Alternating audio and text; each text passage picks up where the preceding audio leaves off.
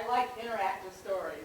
So anytime you want to jump in, say something, and amen, hallelujah, hallelujah, ashe, feel free, because I hope that some of my stories are stories that you can relate to.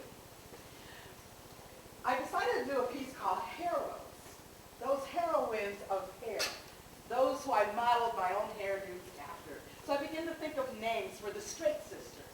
I thought of Diana Ross, Dionne Warwick, Coretta Scott King, sophisticated, dignified, those women with that long, straight hair.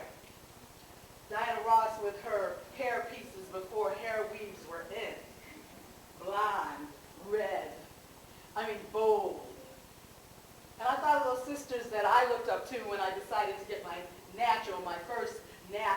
first afro. Angela Davis, and my afro could compete with the length of hers. I thought of others like Nikki Giovanni, creative, smart, intellectual women with those afros. And then I wanted to celebrate those that I learned to have my Jerry curl from. But I couldn't think of anybody. If anybody knows any heroes that had Jerry curls, please put your hand up now. I thought, and all I could think of was Coming to America and the little spots in the back of the clothes. So somehow I did get the Jerry curl look, but I'm not sure exactly who my mentors were for that. And then the dreads, Toni Morrison, Alice Walker, Rita Marley. These sisters who were fighters, warriors. I had lots of heroes when I was growing up. Lots of hairdos. But I think my biggest hairdo, my hero warrior was Mrs. Odom. Now, Mrs. Odom took care of my hair until I went off to college. That woman was the queen of snap, crackle, pop. She could press ahead better than anybody I knew. I will always remember her because she was one of the first black women that I had contact with who owned her own business. She was very small, spoke very clipped and tight, very compact in everything that she did, and no nonsense. She knew how to beat your head with the back of that comb if you started nodding off. And she had the power to choose who was going to get their hair done first, who was going to wait all day long, who was going to get in the dryer, who was going to go home at a decent hour. And there were many nights when me and my bad sister stayed there late into the night, eating those wonderful steak and cheese Muslim sandwiches that my father would bring in. Mrs. Odom's had power. That hair doing that she did, she bought her own house with it. She paid for her son's college education with hair. She was a businesswoman of standing in our community doing hair. She was my first hero. And I celebrate Mrs. Odom, who taught me the power of woman.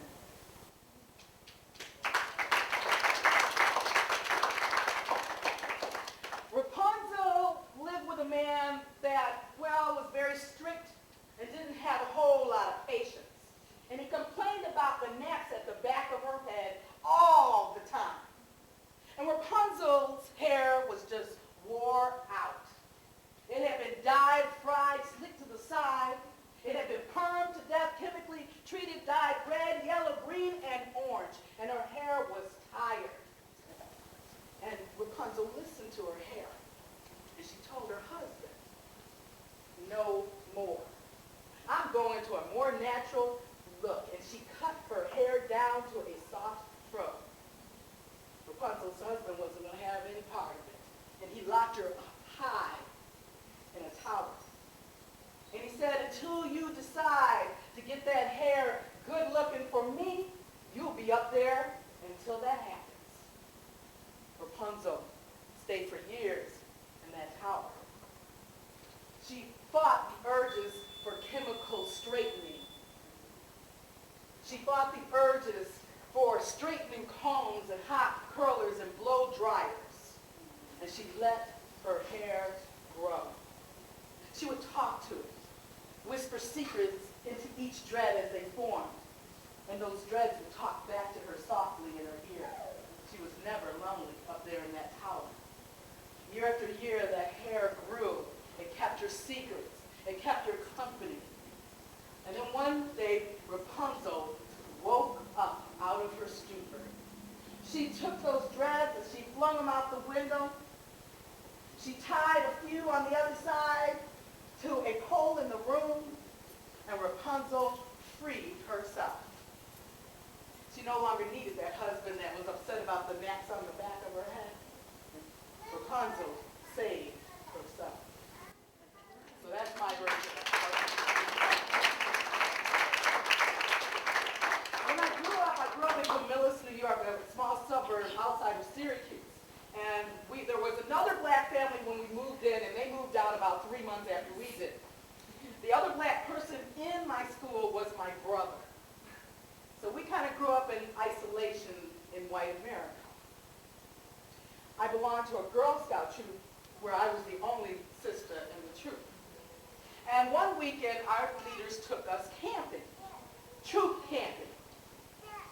And in their infinite wisdom, I'm not sure why, but in their infinite wisdom, they challenged the inner city team, the inner city troop that was camping there that weekend, to a game of baseball. Now, I was lucky because I was the pitcher. And I was at the end of the batting line because I couldn't hit a ball to save my life. This inner city troop was made of 99% African American girls. A few little white girls that the black girls ruled with an iron fist. And they used those fists to intimidate the little white girls on my team. And every time our girls would get on base, they'd get kicked, pinched, belted in the stomach. And I just kept right on pitching for their team. Happy that I wasn't guarding the base where our girls got hit, pinched, and kicked in the stomach. Finally, the leaders called an end to this madness. And as I was walking with my group, I got separated and found myself surrounded by sisters.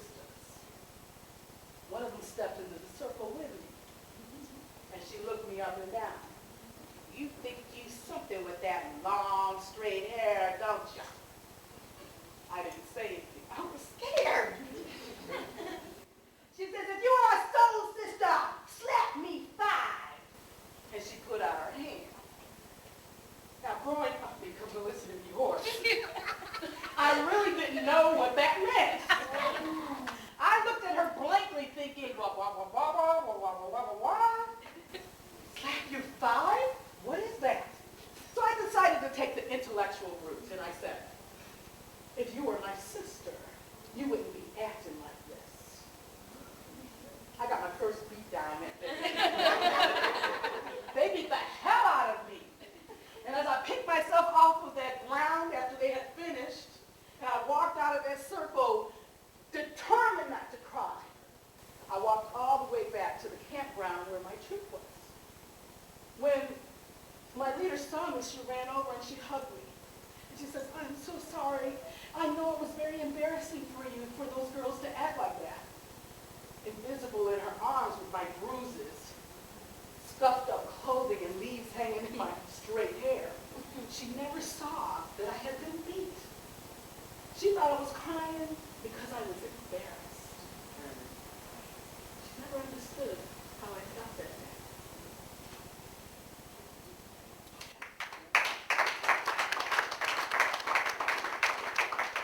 When I decided to lock the first time, it was a journey of the mind.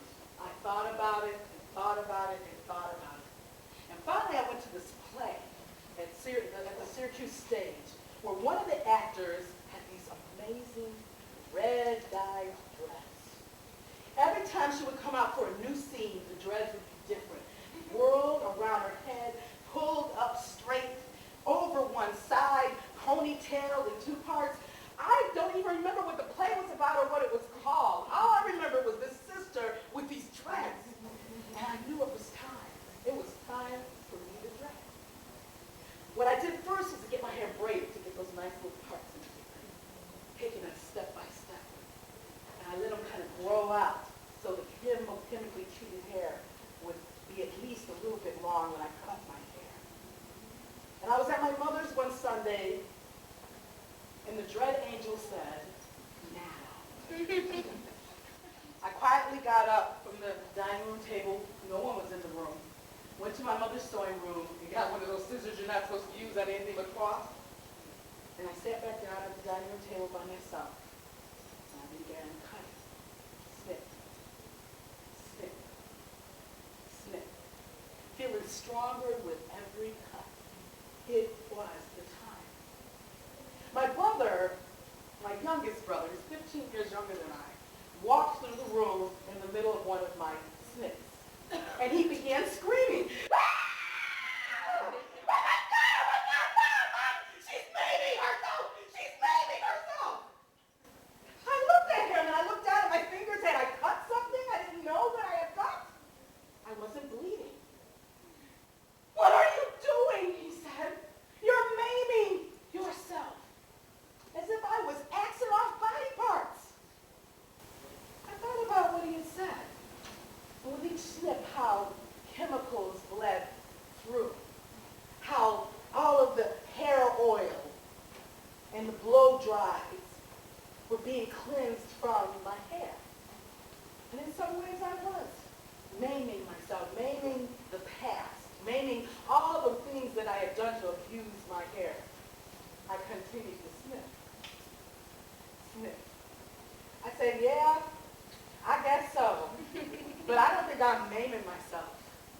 I've begun to heal.